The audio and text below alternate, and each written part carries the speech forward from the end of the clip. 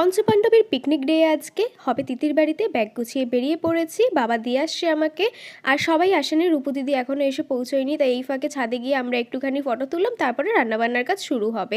এই গ্যাসটাকে জ্বালানো নিয়ে ভীষণ প্রবলেম হয়েছে, এটা তো হলোই না। তারপরে নিচ থেকে আবার গ্যাস ওভেন সব এনে আমরা ওটাতে রান্না করলাম। গান শুনতে শুনতে এখানে কাটাকুটির পালা। রূপু তো একদম দুঃখী আত্মা হয়ে গেছে। সবাই মিলে বসে গল্প করছি, গান শুনছি, কাজ করছি, মজাটাই আলাদা, তাই না? আর প্রথমেই এখানে রাইসটাকে বসিয়ে দিলাম, তারপর সন্ধ্যেবেলাতে আমরা চিকেন পকোড়া আর কফি খাবো, তাই এখানে তিতি আর আমি পকোড়াগুলো ভেজে নিচ্ছি, মাঝে মাঝে একটুখানি টেস্টও করে নিচ্ছি। দেন কফিটাও বানিয়ে নিলাম। দারুণ হয়েছিল দুটো খেতে, নিজেরা বানিয়েছি বলে বলছি যে আসলেই দারুণ হয়েছিল। আর এরা করছে এখানে রিলস, কতবার যে চেষ্টা করে গেল, তারপরে গিয়ে সাকসেসফুলি ওরা করলো। কফি পকোড়াটা এখানে এনজয় করছি, শীতের সন্ধে দারুণ কিন্তু। আর মেইন কোর্সে ছিল আমাদের বিরিয়ানি, আমরা এখানে সেটাও বানিয়ে নিলাম, তারপর স্যালাড কেটে খাওয়া দাওয়া করলাম। তো সাকসেসফুলি ডান আমাদের পিকনিকটা।